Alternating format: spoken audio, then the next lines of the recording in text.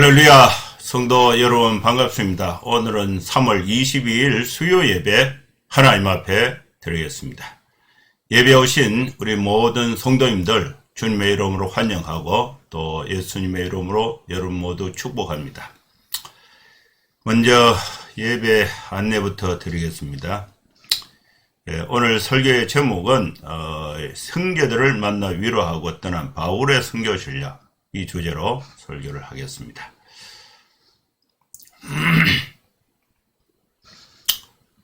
예배 순서는 묵도 찬송, 성경 봉독, 설교, 축도 하는 순서로 진행을 하겠습니다. 그럼 다같이 묵상기도 하심으로 3월 22일 수요 예배 하나님 앞에 드리겠습니다. 하나님 아버지, 주님의 은혜를 사모하여 주님의 백성, 사랑하는 성도들이 하나님 앞에 예배로 나옵니다. 마음과 뜻과 정성을 다하여 주님의 이름을 높여 경배 찬송을 드리고 또 우리의 모든 피로를 하나님 앞에 간구하는 기도를 통해서 또 하나님의 말씀을 듣고 깨닫는 순간을 통해서 하나님의 은혜를 풍성히 경험하는 귀한 시간 되게 하여 주시옵소서. 우리는 늘 연약하고 부족한 가운데 있습니다. 우리를 고쳐서 주님이 기뻐하시는 세상의 빛으로서 힘있게 살아갈 수 있도록 성령의 충만한 은혜를 주시고 말씀에 깨달음을 주시고 그 말씀을 삶 속에 담대하게 실천할 수 있는 저희들의 삶이 되게 하여 주시옵소서. 예수님의 이름으로 기도하옵나이다. 아멘. 찬송가 218장 찬양 드리겠습니다.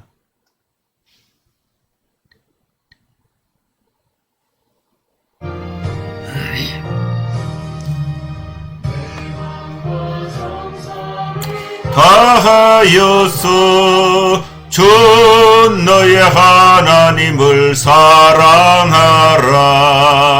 내 몸을 아끼고 사랑하듯 형제와 이웃을 사랑하라. 주께서 우리에게 명하시니 그 명령 따라서 살아가리. 널 미워 해치는 원수라도 언제나 너 그렇게 사랑하라. 널 핍박하는 자 위에서도 진실한 마음으로 복을 빌라. 주께서 우리에게 명하시니 그 명령 따라서 살아가리.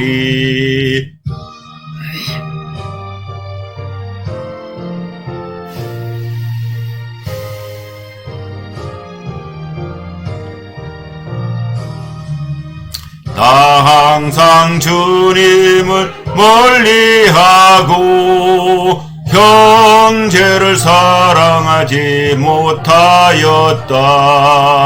이러한 죄인을 사랑하사 주께서 몸버려 죽으셨다. 속죄의 큰 사랑 받으니무 내 생명 다 바쳐 충성하리. 아멘.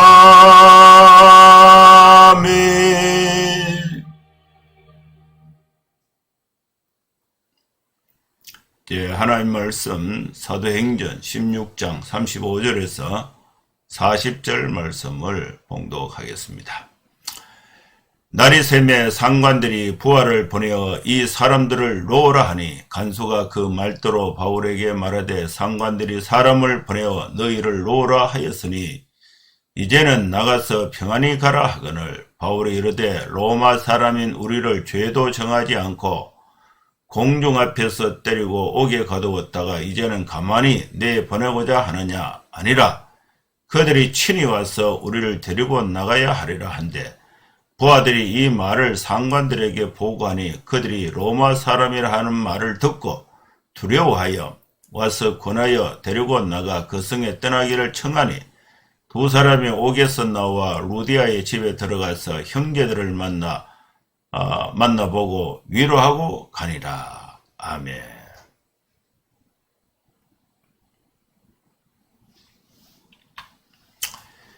오늘도 하나님께서 수요 예배에 사도행전의 소중한 말씀을 우리에게 주셨습니다.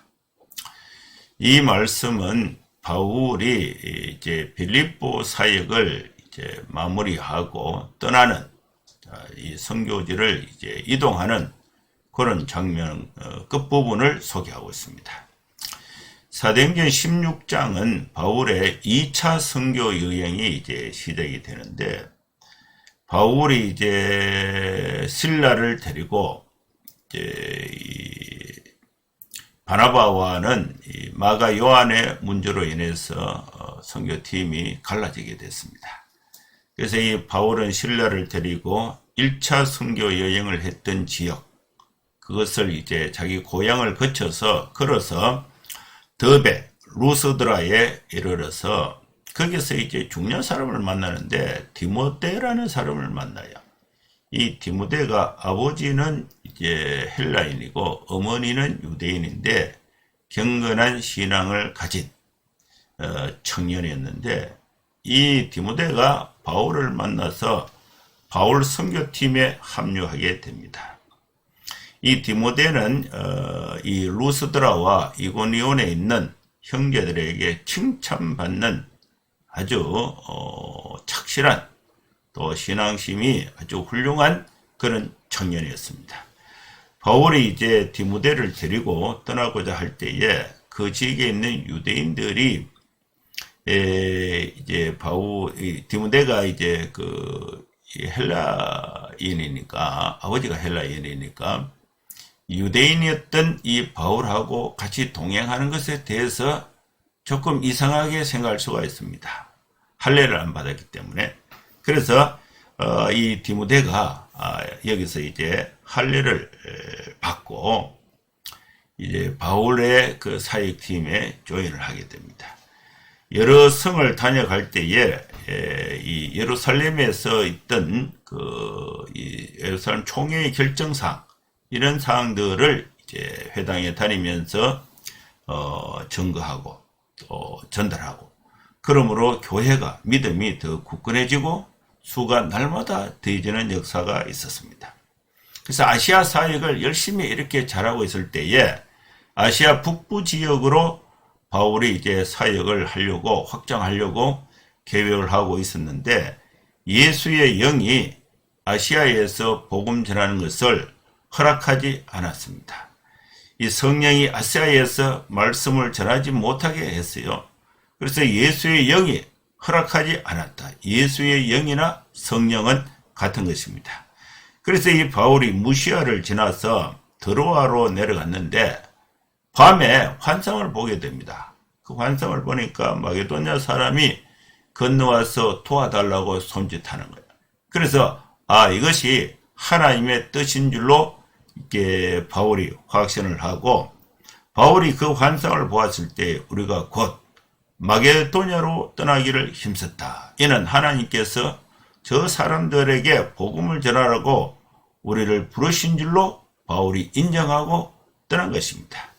그래서 이 유럽의 첫 성, 마게도냐 첫 성의 빌립보 성인데, 빌립보에 가서 이 바울이 기도처를 찾다가 여기서 누구를 만나느냐면은 루디아를 만나게 됩니다. 루디아를 만나서 이제 루디아는 두아디라, 소아시아 지방에 이제 두아디라 시가 있어요. 두아디라 시에 있는 자색 옷감 장사로서 하나님을 섬기는 사람이 루디아였습니다. 그런데 이 루디아가 바울의 말을 듣고 있을 때에 주께서 그 마음을 열어서 바울의 말을 따르게 하신 것입니다. 그래서 루디아의 집에 있는 그 집이 다 세례를 받고, 또 여기서 이제 루디아가 바울에게 이제 요청을 하는데, 만일 나를 주 믿는 자로 알거든 내 집에 들어와 유하라. 그래서 강권하며 권하게 됩니다. 그래서 이 바울이 루디아의 집에 거하면서 빌립보 성에 이제 전도를 시작하게 됩니다.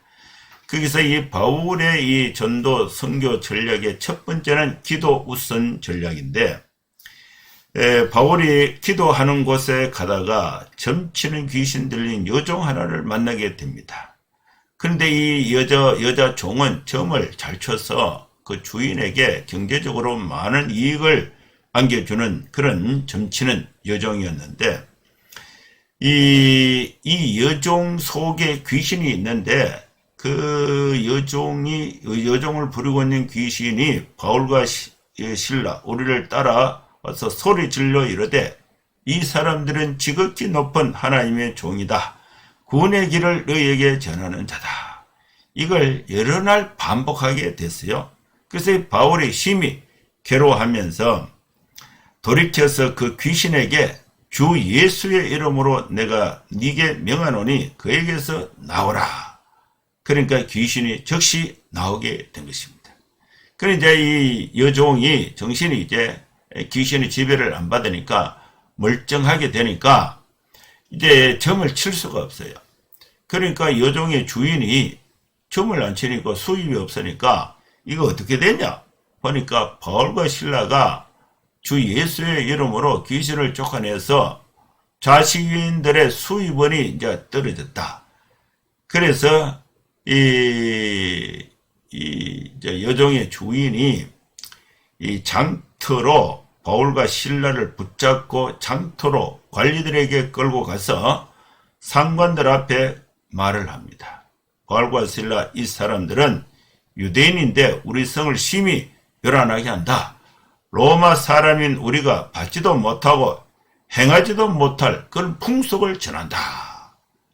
그래서 이 무리들을 충동을 하니까 무리들이 일제히 일어나서 고발하니까 이 재판을 하는 상관이 그 도시의 빌립보 성의 이 상관이 이제 이게 밀란이 일어날 것 같은 거예요. 그래서 옷을 찢어 벗기고 매로 치고 많이 친 후에 감옥에 가두고 간수에게 명령합니다. 든든히 지키라.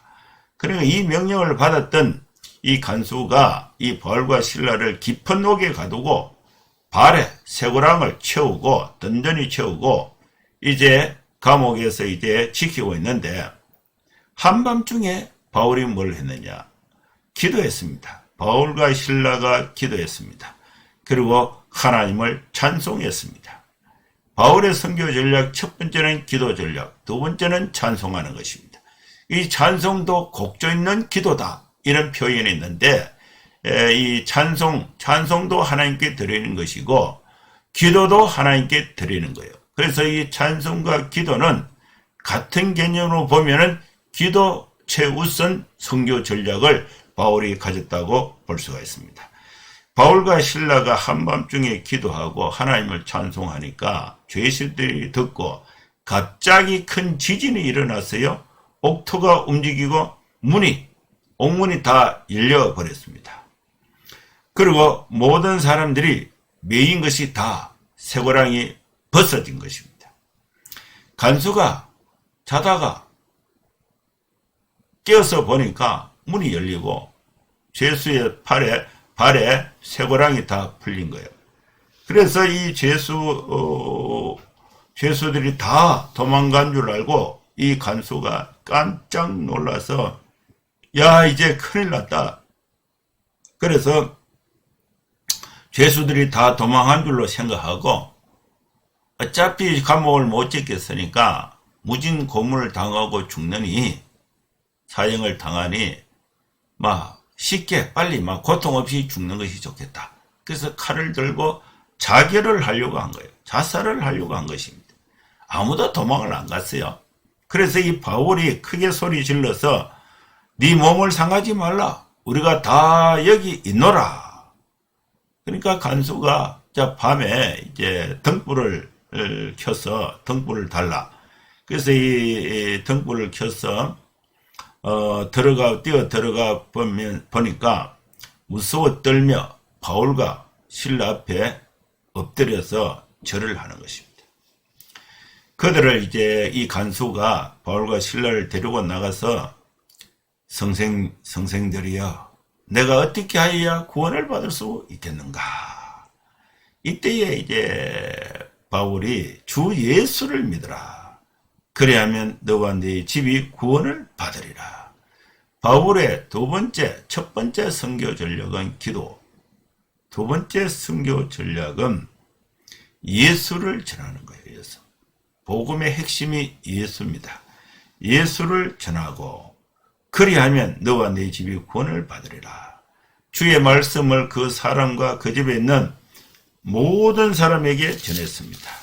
그 밤에 그 시각에 간수가 바울과 실라를 데려다가 그 맞은 자리를 씻어주고 또 자기와 또 그 온 가족이 다 세례를 받았습니다.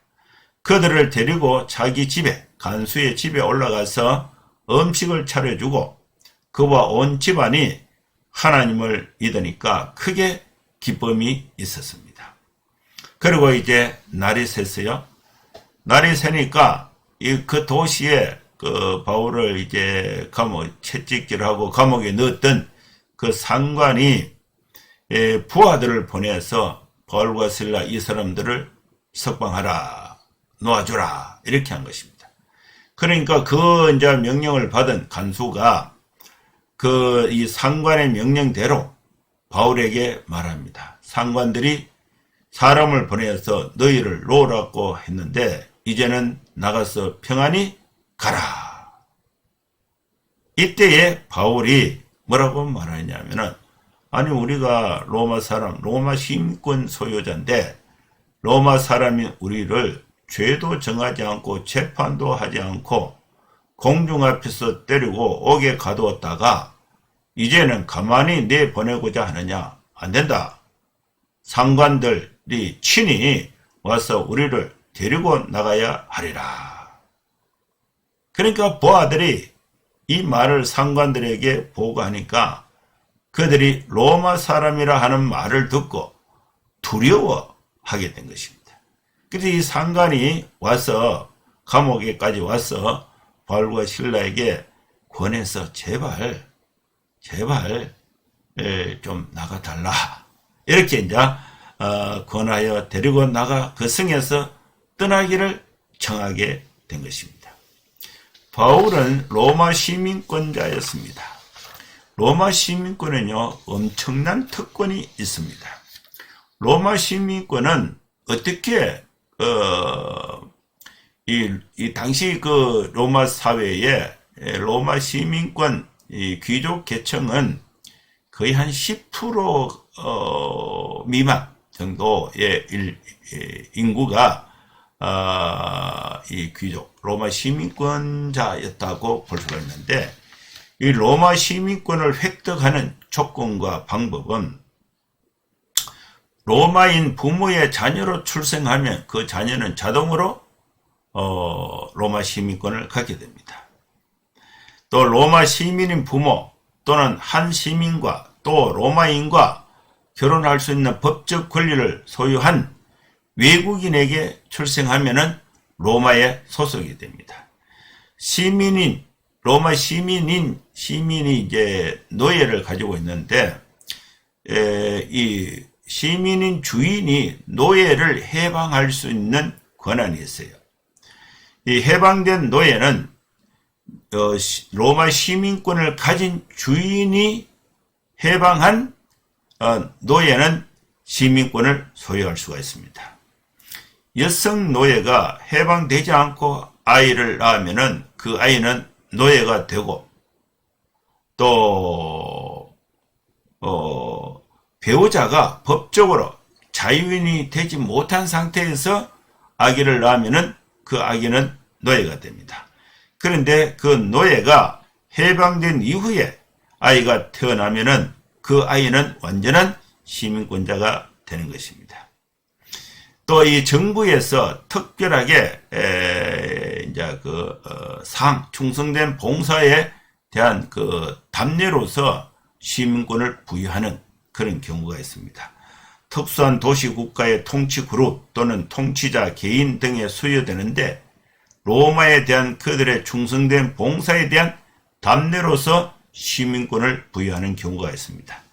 군대 생활을 로마 군대에서 이 혁혁한 공을 세우면은 시민권을 주게 되는데, 이 제대 군인들은 가족과 함께 로마 시민권을 받게 되는데, 대부분 이제 20년 이상, 16년, 20년, 25년 간 군대 복무하면서 전공을 많이 세우면은 로마 시민권을 부여하게 되고, 또 이 시민권 역시 자식들에게 대물림을 하게 됩니다. 바울은 부모님이 로마 시민권자여서 이렇게 부모로부터 물려받은 그런 시민권자였다고 볼 수가 있습니다. 이 로마 시민권은요, 굉장한 권한이 있고 특권이 있는데, 로마 시민권의 소유는 법적으로 또 재정적으로 차별로부터 해방을 받는다는 것을 의미합니다. 선거권과 피선거권이 시민권자에게는 있고, 또 다른 로마 시민과 합법적으로 결혼할 수 있는 권리가 있습니다. 또 출생과 함께 로마 시민이 된 이 아기의 아버지가 될 수 있는 권리가 있습니다. 그리고 더욱 강화된 상업 장사할 수 있는 권리를 갖게 되고, 또 아무리 큰 잘못을 한다 할지라도 로마에서 재판을 받을 권리가 있습니다. 재판 1심, 2심, 3심인데 재판을 받을 권리가 시민권자에게는 있고, 그 재판 과정에서 자신이 이제 억울하다, 그렇지 않다는 것을 변호할 수 있는 기회가 주어지는 것입니다. 그리고 이렇게 죄를 지었다 할지라도 고문을 당하지 않을 권리가 로마 시민권자에게는 있어요.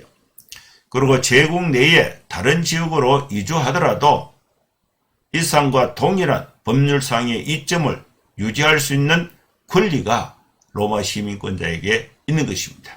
이 바울은 로마 시민권자인데 재판도 안 하고 이 매질을 고문을 많이 했으니까 이 법을 어기게 된 거예요. 빌립보 성의 이 상관들은 법을 어기게 된 거예요. 그래서 이 바울이 자신의 시민권자로서의 권리를 주장하면은 이 빌립보 성의 이 상관들은 굉장히 난처한 입장에 처하게 되는 것입니다. 그래서 이 바울이 자신이 이제 매질을 하고 또 감옥에 가다 놨다가 가만히 내보내려고 하니까, 그러면은 이제 이 체포가 되어서 매질을 당하고 매를 맞고 감옥에 이제 수감되는 것은 공개적으로 다 알려진 사실입니다. 그런데 풀려날 때는 몰래 이렇게 없었던 일처럼 몰래 풀려나면은 바울이 밖에 나가서 활동하게 되면은 죄수가 도망왔다고 생각할 거예요. 그러면서 바울의 그 신분이 활동하는 데 있어서 여러 가지 제약도 받고, 또 시민권자로서의 부당한 대우를 받았던 거, 여기에 대한 어떤 법적으로 바로잡아서 상관들을 곤란하게 만들고자 하는 그런 의도는 없는데, 그러나 시민권을 활용함으로 인해서 사회계에 있어서 합법적으로 영향력을 확대하는 그런 효과는 있다고 볼 수가 있습니다. 바울이 가만히 내어보내서 평안히 가라고 할 때에, 이때에 바울이 로마 사람인 우리를 재판도 하지 아니하고 공중 앞에서 고문을 하고 때리고 옥에 가두었다가 이제 가만히 내보내고자 하느냐? 이것은 아니다. 그러면 어떻게 하면 되느냐? 나를 때리고 감옥에 가뒀던 상관, 이 상관이 친히 와서 우리를 데리고 나가야 하리라. 이렇게 이제 바울이 최소한으로서 자기 권리를, 시민권의 권리를 주장하면서 상관이 직접 와서 우리를 석방해야 한다. 이렇게 한 거예요. 이 정도는 상관 입장에서는요, 빨리 해줄 수 있는 상황이죠. 오히려 뭐 법을 가지고 이렇게 문제 제기를 하면은 이 상관이 구속될 수도 있습니다. 왜 재판을 안 했기 때문에, 법을 어겼기 때문에, 시민권자를 보호하지 않았기 때문에, 그 권리를 이제 보호하지 않았기 때문에 이 상관이 곤란한 일을 당할 수가 있습니다.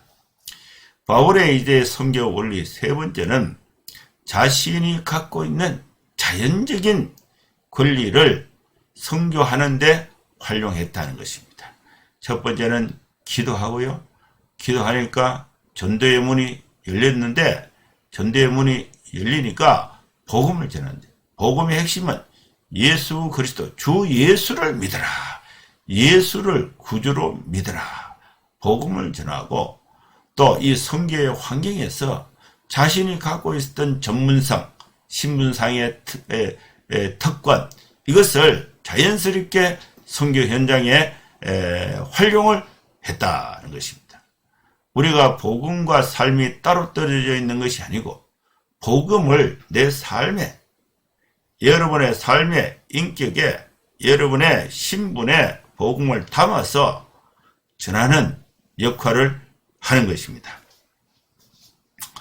부하들이 이 말을 듣고 상관들에게 보고하니까 그들이 로마 사람이라 하는 말을 듣고 두려워해서 와서 권하여 데리고 나가서 그 성에서 떠나기를 청했다는 것입니다.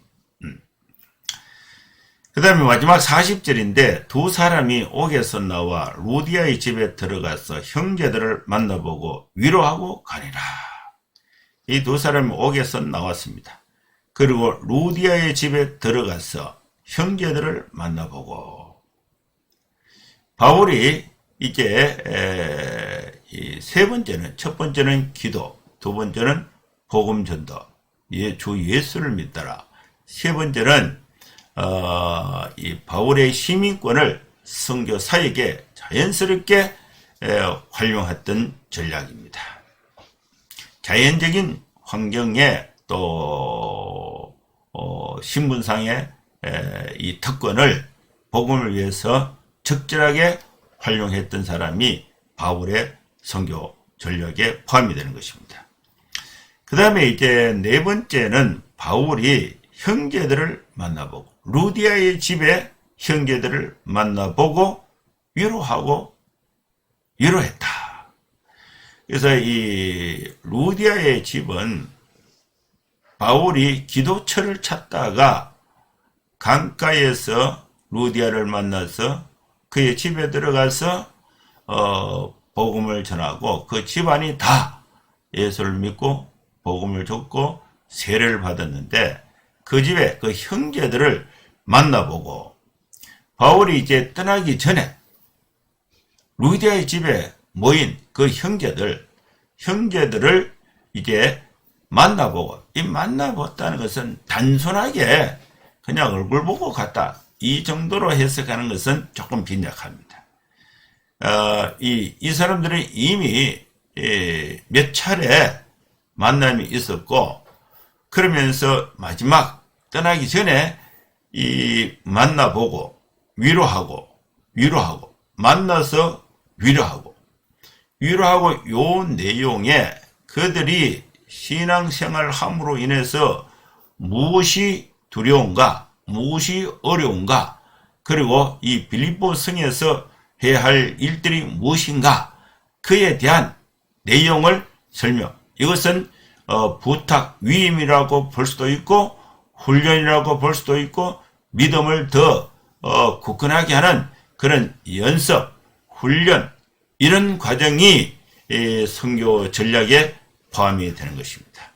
그리고 마지막은 그 도시를 떠나서 선교지를 이동하는 것입니다. 이동하면서 바울이 빌립보 성에서 하고자 했던 그 모든 사역에 권하는 이 형제들, 빌립보성에 있는 소수의 형제들에게 위임을 한 것입니다. 위임을 하면서 그들에게 하나님의 은혜가 함께해서 그들이 바울이 떠난 이후에도 빌립보성에서 바울이 복음 전도했던 것처럼 그 도시의 복음화를 위해서 함께 해야 할 것을 위임하고 떠났다. 사역지를 옮겼다.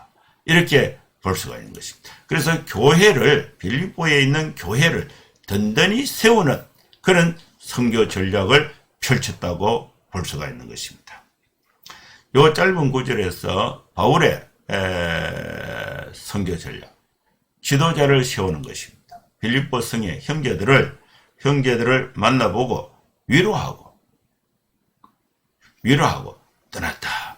그래서 그 성에 새로운 지도자를 세우는 선교 전략. 그러면서 바울이 떠난 이후에도 빌립보 교회가 계속해서 복음을 전하고 또 하나님의 말씀을 가르치고 또 하나님의 나라를 확장적으로 전파하는 역할을 독자적으로 할 수 있도록 위임하고 떠나고 그 위임을 새로운 지도자를 세워서 위임하고 떠나는 그런 선교 전략을 펼쳤다고 볼 수가 있는 것입니다. 여러분, 우리는 이 말씀을 우리 삶 속에 적용해야 합니다.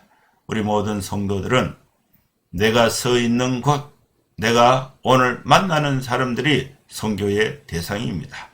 그래서 먼저 하나님 앞에 기도하는 것. 하나님, 내가 어디에서 누구에게 어떻게 복음을 전하고 어떻게 살아야 할 것인가. 환난과 어려움이 있다 할지라도 기도는 선교의 문을 여는, 전도의 문을 여는 하나님의 출구가 되는 것입니다. 그러면 이제 전도의 문이 열리면은 다른 얘기할 게 없이 복음을 전해요. 주 예수를 믿으라. 예수를 믿으라.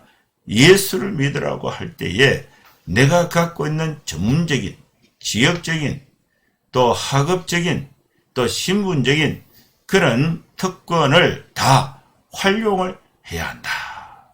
그리고 또 나를 통해서 복음을 믿는 이 사람들이 재차 방문하면서 그들을 위로하고 그들을 지도자로 세우고 위임하고 떠나서 새로운 또 사역을 시도하는 그런 선교 전략이 바울의 선교에서 빌립보 선교에서 발견할 수가 있는 것입니다.